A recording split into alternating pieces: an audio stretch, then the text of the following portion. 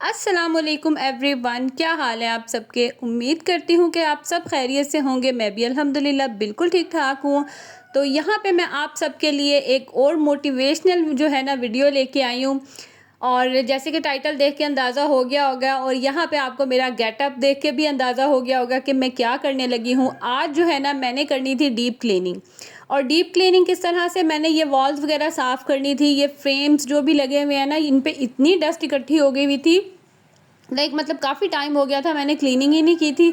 Last time मुझे खैर याद ही नहीं आ रहा था कि मैंने कब जो है ना इस तरह से वॉल्स वगैरह क्लीन की होंगी। वैसे तो मैं नीचे से फर्नीचर और बाकी सारी चीज़ें तो क्लीन करती रहती हूँ, लेकिन दीवारें ना काफ़ी टाइम हो गया था मैंने साफ़ ही नहीं की थी।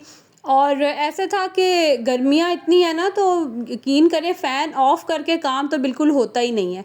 तो अभी भी आपने मेरे गेटअप को बस अवॉइड करना है। मैंने जो है ना रफ़ सा ड्रेस पहन लिया था, क्योंकि आपको पता है कि जब इस तरह का काम होता है ना, तो फिर डस्ट ऊपर इतनी आती है और कपड़ों का भी बुरा हाल हो जाता है और ख़ुद का भी बहुत बुरा हाल हो जाता है।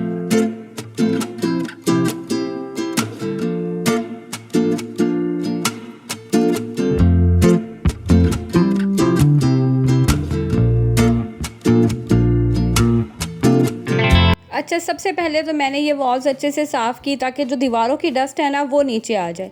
और उसके बाद फिर मेरा इरादा था कि नीचे से जो फर्नीचर होगा ये सब मैं साफ़ करूँगी। तो सबसे पहले मैंने दीवारों को साफ़ किया, जो भी जाले वगैरह लगे हुए थे। वैसे जाले इतने नहीं थे, लेकिन डस्ट बहुत थी। और रूम में पेंट करवाने का ना ये फ़ायदा हो जाता है कि हल्का सा बस इस पर कपड़ा लगाऊंगी और ये साफ़ हो जाएगा। वो जो जाले उतारने वाला ब्रश मिलता है ना, एक वो लंबा सा होता है, मतलब स्टिक सी होती है, तो मुझे तो उससे मज़ा नहीं आता। उससे ये होता है कि कॉर्नर्स वगैरह से जाले तो साफ़ हो जाते हैं, लेकिन दीवारें साफ़ नहीं होती। तो मैं इसी तरह ही करती हूँ कि मैं ना वाइपर के ऊपर कपड़ा लगा लेती हूँ, कोई सा भी रफ़ मैंने रखा होता है उसी से ही जो है ना मैं क्लीनिंग करती हूँ। फाइनली यहाँ पे दीवारें वगैरह हो गई थी साफ़ और मैं अब आ गई थी इन शेल्फ़्स की तरफ। अच्छा, ये ना मिरर की हैं, तो ज़रा सा भी मतलब आंधी वगैरह चले या इनके ऊपर इतनी डस्ट इकट्ठी हो जाती है ना, और फिर साफ़ करो तो पता चलता है कि हाँ कितनी जो है ना यहाँ पे डस्ट थी। तो बस अब मैं इनको जो है ना वो भी साफ़ कर लूँगी, सारी चीज़ें उठाऊँगी और वन बाय वन जो है ना उनको नीट करके वापस यहाँ रखती जाऊँगी।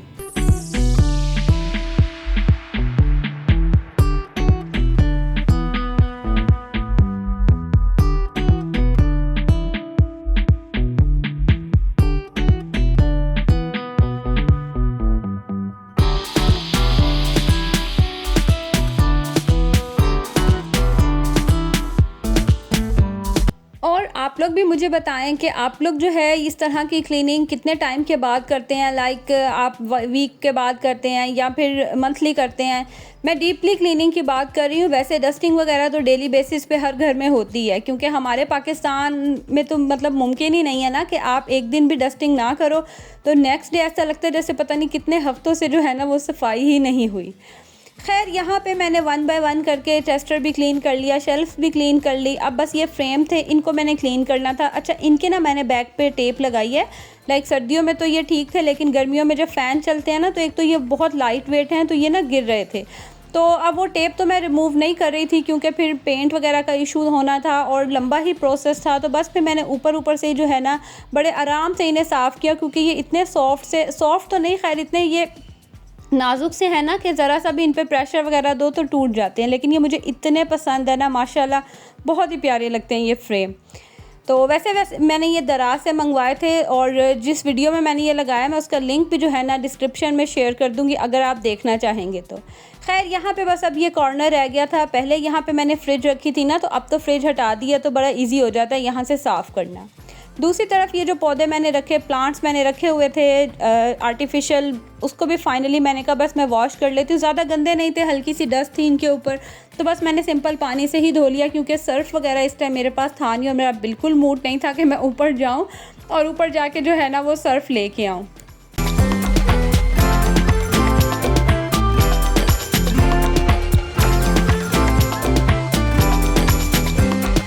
खैर, इनको मुझे बड़ी अच्छी स्पॉट मिल गई। यहाँ पे मैंने इन्हें हैंग कर दिया कि जो पानी है ड्रेन हो जाएगा तो फिर मैं वापस रख दूँगी। अच्छा, ये वाला जो एरिया है ना, इसको मतलब साफ़ करना एक बड़ा मुश्किल काम है, क्योंकि ये जो यहाँ पे लगी हुई है वायरिंग की वजह से, ये जो मतलब पट्टी सी लगी हुई है ना, इसकी वजह से बड़ा प्रॉब्लम होता है मुझे साफ़ करने का। और दूसरा, मैं बड़े एहतियात से यहाँ से साफ़ कर रही थी, क्योंकि मैंने ये जो फ्रेम लगाया हुआ है ना, मेरी कोशिश थी कि यहाँ पे ये कपड़ा वगैरह ना ही लगे। अच्छा, इस एरिया का ना पेंट बहुत ख़राब हो गया, और उसकी रीज़न क्या है मैं अभी आगे आपको दिखाती हूँ कि क्या वजह है कि यहाँ से पेंट बहुत ख़राब हो जाता है, और मतलब करवाओ भी ना तो उसके थोड़ी देर बाद ही दोबारा जो है ना इसमें प्रॉब्लम आती है। और वो ये है कि इसके ऊपर जो है ना ओपन जगह है, जो मग है ना, वहाँ से फिर बहुत बारिश आती है, और उसी की वजह से ये जो दीवारें हैं ना साइड से, ये पेंट यहाँ का सारा ख़राब हो गया। खैर, मेरे ने सोचा, और बहुत ही गलत सोचा कि मैं ना यहाँ से ये जो पेंट ख़राब हो रहा है ना, मैं इसको रिमूव कर देती हूँ। पहले तो मैंने इस तरह से सिंपल कपड़े से मैंने करने की कोशिश की, लेकिन ये मज़ीद ही जो है ना वो बाहर उखड़ता आ रहा था। तो फिर मैंने ना इसे अच्छे से ब्रश लेके ना यहाँ से साफ़ किया, और हालत देख लें आप, नीचे इतना यहाँ से कली गिरी, इतना पेंट गिरा ना। और मुझे पता भी है अच्छी तरह कि मुझे इन चीज़ों से अच्छी खासी जो है ना वो एलर्जी हो जाती है। और इस सफाई के बाद, इस क्लीनिंग के बाद मेरा इतना बुरा हाल हुआ कि मैं फिर सारा दिन ही जो है ना वो पड़ी रही थी। तो यही जो अभी मैंने आपको दिखाया ना, ये मग है, यहाँ से बहुत पानी आता है, और मेरी सारी क्लीनिंग करने के बाद क्या हुआ, क्या मिसहैप हुआ, वो मैं आपको वीडियो के एंड पे दिखाऊंगी। तो वीडियो जो है ना आपने फुल वॉच करनी है और स्किप नहीं करना है। यकीन करें, इस तरह की वीडियोस बहुत मेहनत से बनती हैं, स्पेशली गर्मी में। खैर, ऊपर वाला पोर्शन मैंने सारा साफ़ कर लिया था। अब मैं आ गई थी नीचे, और नीचे मैंने आके कोई इतनी वीडियो क्लिप्स नहीं लिए, क्योंकि नीचे ना लाइटिंग का बहुत इशू है। बस एक ही ट्यूबलाइट है, और उसकी ना लाइट इतनी अच्छी आती नहीं है, तो वीडियो बड़ी मुश्किल से बनती है। खैर, नीचे से भी बस मैंने सारी डस्टिंग वगैरह कर ली थी। तो फाइनली अब यहाँ पे जो मैंने चादर बिछाई हुई थी ना, इसको मैंने रिमूव करके, कवर मेरे पास पड़ा था वो मैंने इसके ऊपर डालना था।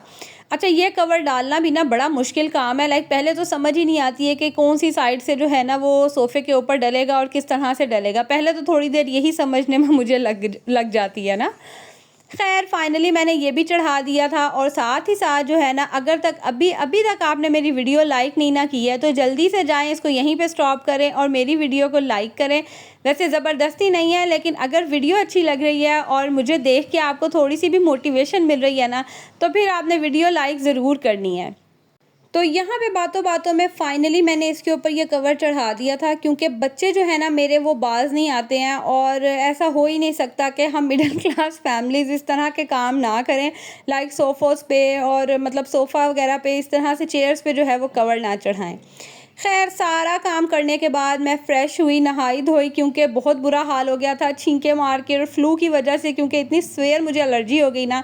तो बस फिर यहाँ पे जो है ना मैंने अपने लिए चाय बनाई, और मैं करूँगी चाय एंजॉय, और आपको आगे दिखाती हूँ कि क्या मिसहैप हुआ।